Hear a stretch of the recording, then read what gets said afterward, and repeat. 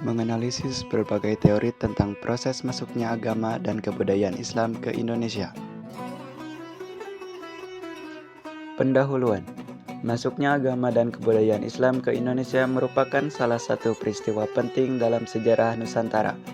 Proses ini tidak berlangsung secara cepat, melainkan melalui tahapan yang panjang dan damai. Para sejarawan memiliki pandangan yang berbeda-beda mengenai asal-usul dan jalur masuknya Islam ke Indonesia. Perbedaan pendapat tersebut melahirkan beberapa teori yang didasarkan pada bukti sejarah, arkeologis, dan kebudayaan. Teori-teori masuknya agama dan kebudayaan Islam di Indonesia. Yang pertama ada teori Gujarat, yang kedua ada teori Arab atau Mekah, yang ketiga ada teori Persia, dan yang keempat ada teori Cina. Teori Gujarat. Teori Gujarat menyatakan bahwa Islam masuk ke Indonesia melalui pedagang Muslim dari Gujarat, India sekitar abad ke-13 Masehi. Bukti yang mendukung teori ini adalah kesamaan bentuk batu nisan Sultan Malik Al-Saleh di Samudra Pasai dengan batu nisan di Gujarat. Hubungan perdagangan yang erat antara Gujarat dan Nusantara mempercepat penyebaran Islam di wilayah pesisir. Teori Arab atau Mekkah. Teori Arab menjelaskan bahwa Islam masuk langsung dari Mekkah atau Jazirah Arab sejak abad ke-7 Masehi melalui jalur perdagangan internasional. Pedagang Arab tidak hanya berdagang, tetapi juga menyebarkan ajaran Islam kepada masyarakat setempat. Kesamaan mazhab Syafi'i dan catatan sejarah tentang perkampungan Arab di Nusantara menjadi bukti pendukung teori ini. Teori Persia. Teori Persia menyebutkan bahwa Islam masuk ke Indonesia melalui pengaruh Persia, terutama dari kesamaan tradisi dan budaya keislaman.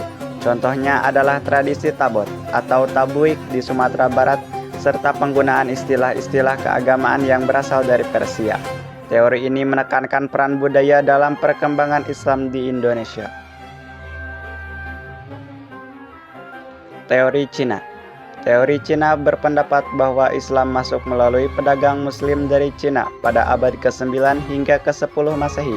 Bukti pendukungnya antara lain arsitektur masjid yang bercorak Cina serta peran tokoh seperti Laksamana Cheng Ho. Teori ini menunjukkan adanya akulturasi budaya dalam penyebaran Islam di Nusantara. Saluran penyebaran Islam di Indonesia.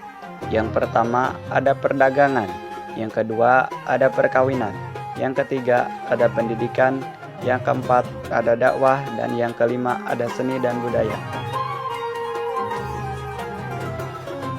Pengaruh Islam terhadap kebudayaan Indonesia. Masuknya Islam memberikan pengaruh besar terhadap perkembangan kebudayaan Indonesia. Dalam bidang pemerintahan, muncul kerajaan-kerajaan Islam yang menggantikan sistem sebelumnya.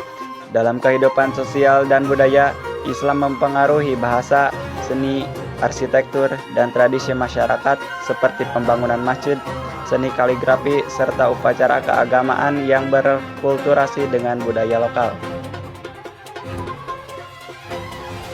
Kesimpulan, masuknya agama dan kebudayaan Islam ke Indonesia merupakan proses sejarah yang kompleks dan berlangsung melalui berbagai jalur. Islam berkembang secara damai melalui interaksi perdagangan, pendidikan, dan budaya, sehingga mudah diterima oleh masyarakat Nusantara. Proses tersebut membentuk karakter Islam Indonesia yang khas, toleran, dan mampu beradaptasi dengan budaya lokal.